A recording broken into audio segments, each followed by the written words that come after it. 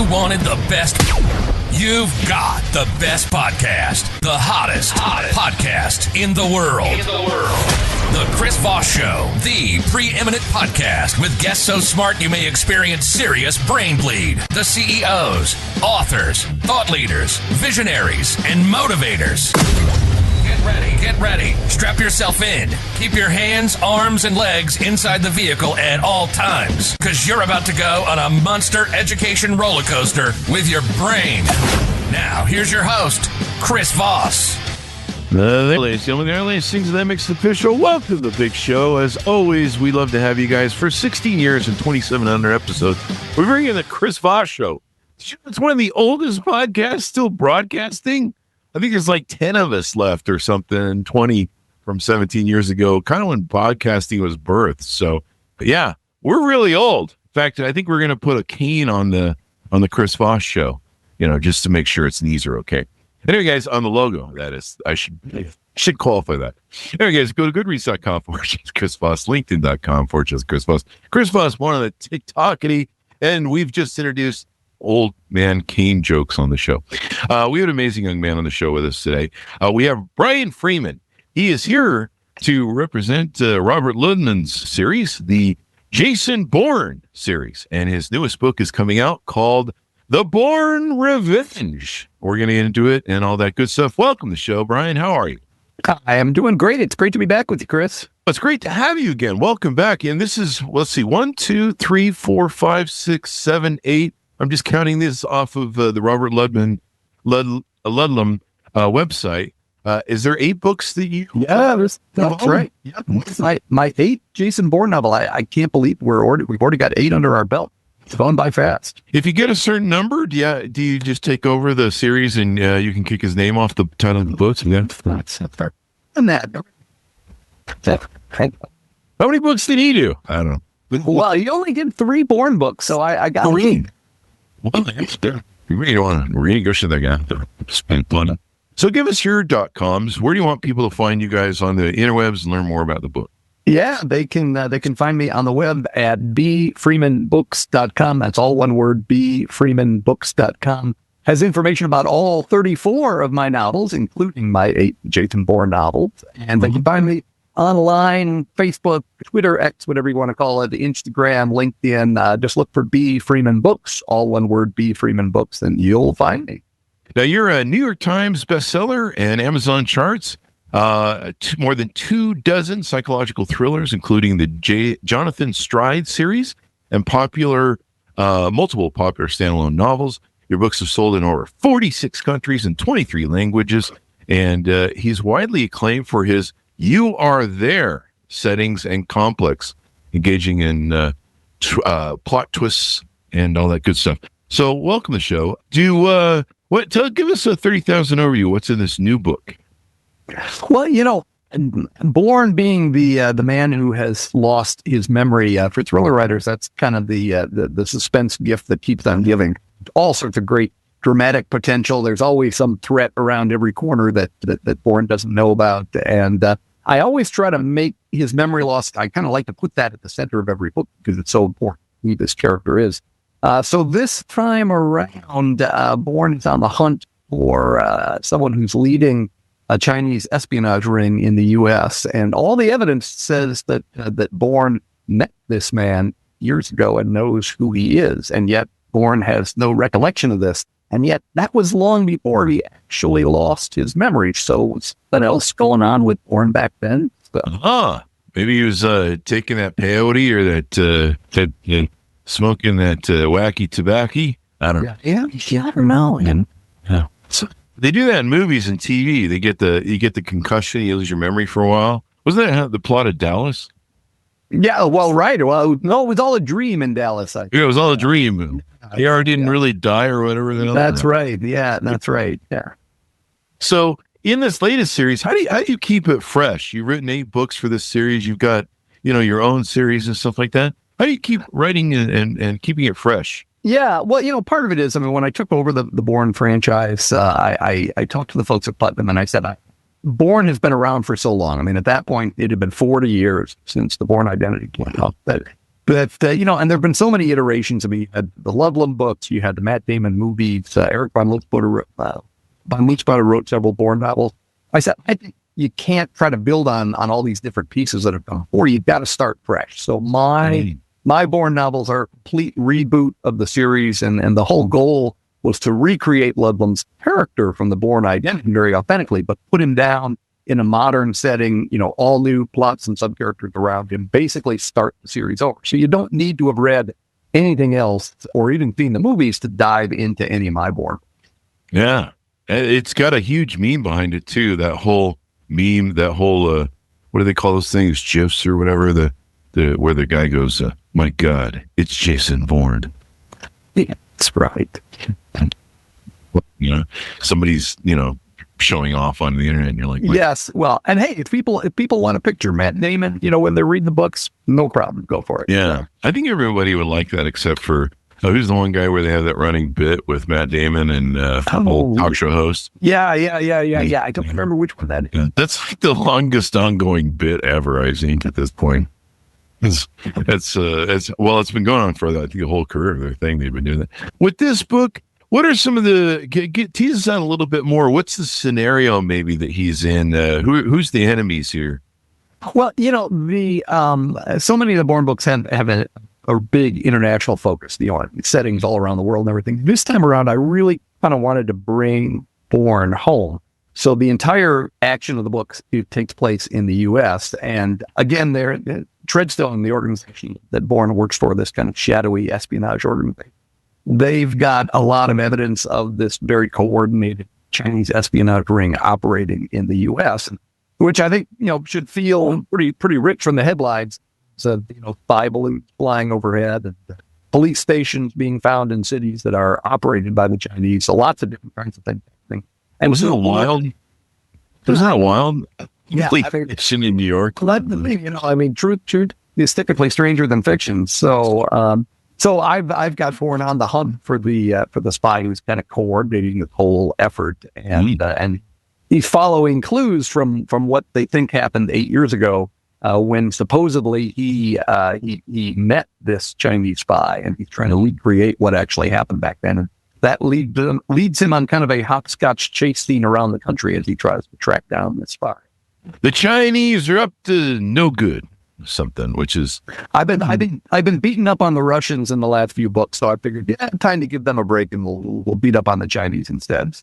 They're having too much fun in real life, destroying the world.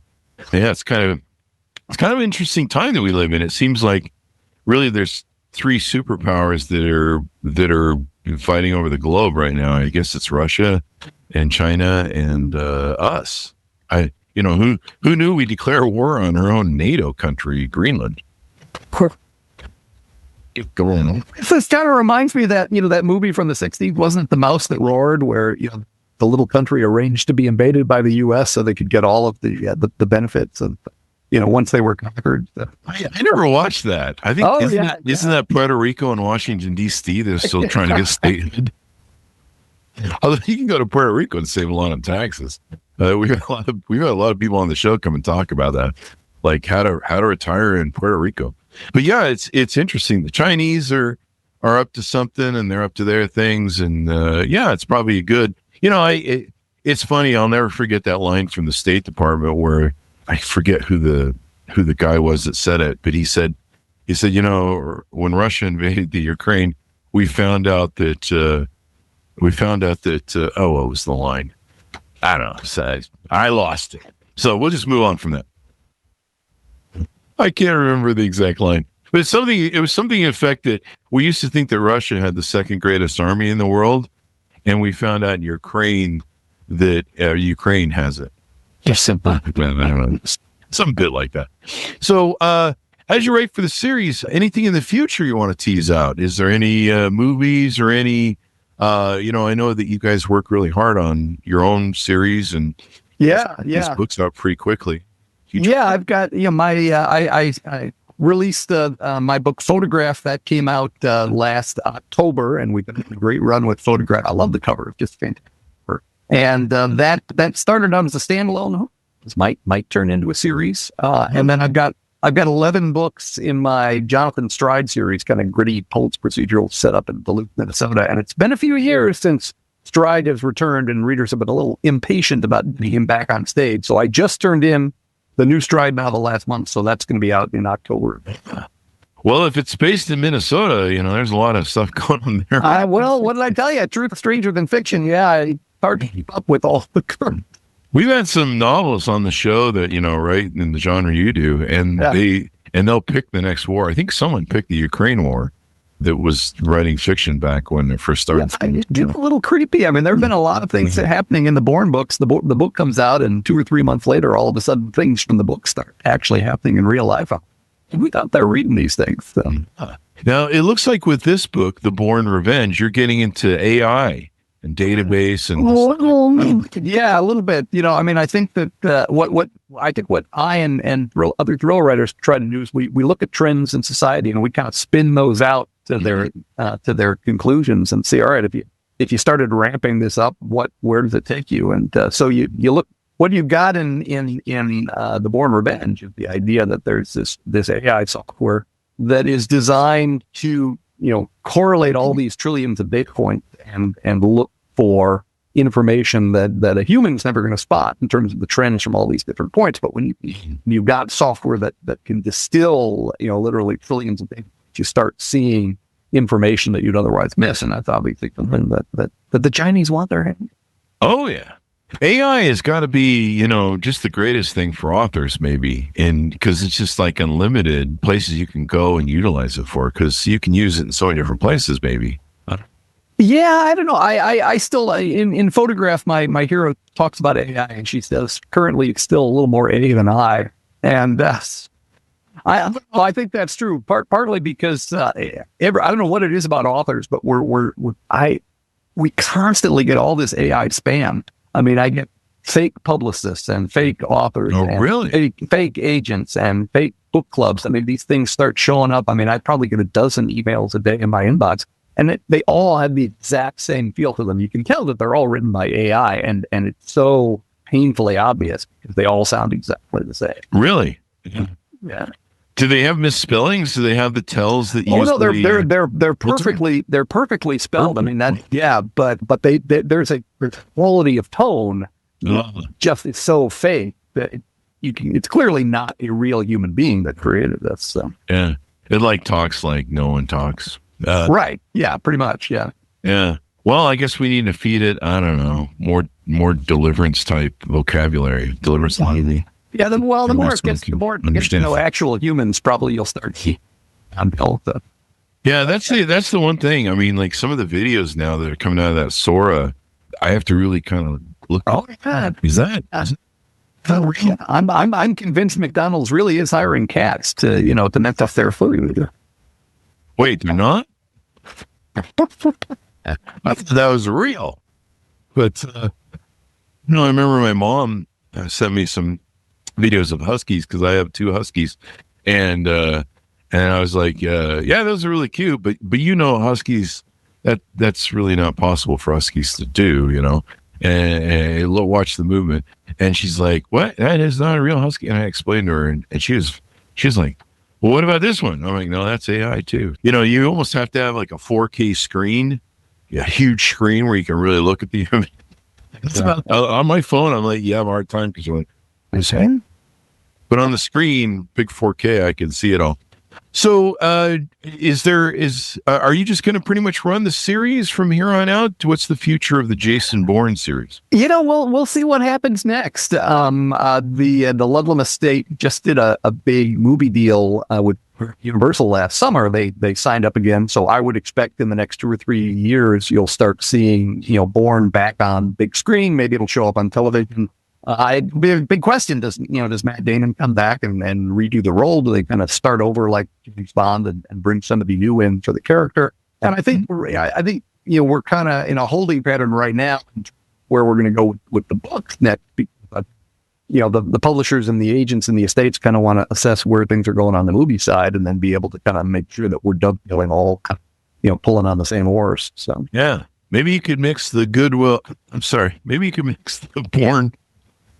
Yeah. Maybe you could fix.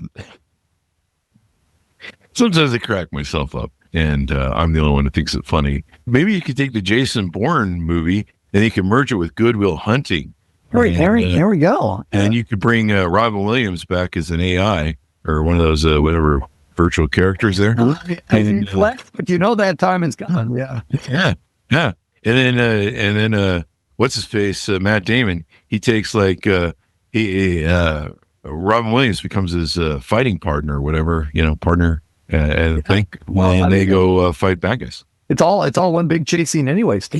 Good Bourne hunting, so that's pretty much what the books are too. We're hunting Bourne, so. Yeah. And then, Robin Williams has got the comedic relief, and then you've got the serious character, and, it sounds like a plot for, what was that Jackie Chan movie with that one guy? And he was the comedy through the whole thing. I don't remember the name. Oh, yeah. Yeah, I think you know the one I'm talking about. Yeah. But, yeah. In fact, Jackie Chan's in a lot of those types of movies. But so how do you keep fresh on writing? We have a lot of authors on the show, a lot of authors that listen. What sort of writing techniques do you use? Do you try and write every day? You're pumping out a lot of books. I write more than an hour a day. Yeah. I think this, for me, it's really all about the characters. I always believe that when a series gets stale, it's not because of the plots, it's because the characters start getting stagnant. And so for me, that's one of the things I really love about Bourne as a character. There's such, depth and complexity to Bourne as a character, and he's got because he's lost his memory, he's struggling with the issues of really he is. I think that keeps him interesting, but it means every book I want Bourne to grow and change and evolve based on what's happening to him in the earlier stories. And that's what keeps it fresh, is that it's not kind of just the same character being dropped down into the middle of a new gun battle. The character is facing new challenges because of the nature of how he's changed in the books, and that's what keeps it fresh for the reader. We had the Tom Clancy folks on the other week, I think about a week or two ago. What do you think separates these two? I'm going to create some drama, I guess, here. What do you think is the difference between the Jason Bourne series and the Tom Clancy series? Which is better? Well, they're both great, and I think they appeal to different audiences. I think that the two big things I think are the Clancy books tend to be more. I don't mean this dismissively. I think Clancy tended to write hardware thrillers. It's all about the equipment and the guns and the boats and the tanks and which is fine. But as a result, I think they tend to bring in folks with military backgrounds to write those books, because that's a big part of the storytelling is the kind of the advanced weaponry, and that really drives so much of the background of the storytelling. The other thing is, and those guys, they have a different philosophy of heroes than you, perfectly legit, but their opinion is that the characters should remain the same in every book. They want readers to be right. Jack Ryan's to be the same in this book that he was in that book, and we're just changing the elements around him. Perfectly legit philosophy, and for readers, a lot of readers like that. They want to know, hey, I'm the same character, that I've found in all the other books. I just have a different philosophy in the Bourne books because of who Bourne is. I think you want him to grow and change. He's not going to be the same in every book. And Bourne's books are more character driven than they are, events driven. It's more espionage. It's more personal. It's relationships with individuals, and as opposed to big geopolitical things going on. Maybe they should make Jason Bourne the next. What's the James Bond? We need a new James Bond, I guess. We do, yeah. But a lot of people always talk about the fact, is Jason Bourne kind of the American James Bond? And right down to the fact, I don't believe it's an accident that Ludlum chose JB as the initials for Jason Bourne. I think that was kind of in his head too. So, does he like martinis? No, I'm just kidding. Shaken, not stirred. And then maybe Bourne will think his third, not shaken. Was there? Did you tour around and do any traveling? Like some of my novels that come on the show say we purposely set things in like Paris so we can travel there and do research. Yeah. What do I do? I'm going to Kansas City. But yeah, sure. It could be Paris. It could be Estonia. No, I am going to Kansas City. And we're going to do a big event up there next week, or 2 weeks from now. Well, Wednesday the 28th. It's going to be fun. It's going to be at the J. Rieger Distillery in Kansas City. We're going to do a big 2-hour Bourne event because I've got a couple chapters in the Bourne Revenge that distillery, and Andy Rieger, who owns the business, said, we got to do something fun when the book's out. So I'm going to be heading to Kansas City. Big event. Rainy Day Books in Kansas City is sponsoring it so people can buy tickets and come to the event. It's going to be a lot of fun. Swing by Arthur Bryant's barbecue while you're there. It's true. I went and gave a speech, 10 years ago in Kansas City, and for some convention for truckers. And so I spent 3 days just eating nonstop barbecue, breakfast, lunch, and dinner, hitting all the barbecue joints in Kansas City. By the time I got on stage, I pretty much had meat sweats coming out of my pores. I told them that on stage. But what a way to go. I told them that on stage. I'm like, if you're in the first 5 rows, you can probably, I've been eating barbecue for 3 days straight now. You can probably smell barbecue coming out of my pores. It's one way to gain a rapport with an audience. So anything else moving forward that people should know about? What's upcoming? Was there a favorite part of the book that you enjoyed writing? Maybe you can tease out that won't give away too much. Well, again, it was kind of fun doing a Bourne book set entirely in the U.S. and and putting some real places in there. The distillery in Kansas City. I've got some real places up in, of all things, Door County, Wisconsin. I mean, beautiful tourist area, nothing but cherries and D&Bs and things. But there's Bourne shooting up the countryside in Door County, Wisconsin. So I think a lot of U.S. readers will have a lot of fun with the settings in this book. So do you get free drinks and stuff for the distillery because you put it in the book? I sure as heck hope so, yeah. Wait, now this sounds like a good idea. I need to do a novel and then base it around all my favorite restaurants in town. See, exactly. So I can get free food. It doesn't always work though. I've been doing scenes set at Sammy's Pizza in Duluth for 20 years, and man, I'm still waiting for what is going on. Sammy's Pizza. Let's go. Think a hell of a plug here, man. Jeez, wow. What do you got to do? Maybe have Jason go back in and blow up the place. Yeah, that's right. That's right. Well, I was in Kansas for my last book, Break Every Rule, and that's how I got to know the distillery there. And the first thing I told Andy Rieger was, this would be a great place to kill somebody. So, I deliver on my promises. Pizza places were usually where Hillary Clinton hangs out. That's a joke, people. It never happened. It's not true. Don't do conspiracy shit. I'm just... Why am I referencing a conspiracy? It sounded funny in my head, but... Well, there's always conspiracies when Jason Bourne. Yeah, maybe Jason Bourne could run in there and I don't know. You pineapple on the pizza. You must do the violation of international code. Well, admittedly, there should really be the death penalty for pineapple on pizza. Well, I think there is in Italy. Doesn't Italy have death penalty? First they have to whatever you like in the end of Braveheart. And then they kill you in Italy. First they have to manhood you. I don't know what the correct term is. Well, it's been fun, Brian, to have you on. Anything more we want to tease out on the thing or futures coming up? I just hope everyone goes out and meets Bourne again in the Bourne Revenge and looks for my new Jonathan Stride novel, Where the Road Ends, in October. And in between, don't forget to pick up your copy of Photograph as well. So I'm keeping readers busy. Well, thank you for coming on, Brian. We really appreciate it. Give us your .coms, too. Once again, it is bfreemanbooks.com, all one word, bfreemanbooks.com. And you can also find me on Facebook, Instagram, LinkedIn, X, Twitter, all those things. B. Freeman Books. Order the book, folks, wherever fine books are sold. Refer the show to your family, friends, and relatives. Go to goodreads.com/Chris Voss, LinkedIn.com/Chris Voss. One on the TikTok, all those crazy places on the internet. Be good to each other. Stay safe. We'll see you next time. You listen to the amazing intelligent bond to improve your brain and your life. Or having too much of the Chris Voss Show podcast will lead to people thinking you're smarter, younger, irresistible, consume in regularly moderated amounts. The course friendly. Yes. All right, man. Glad to have you.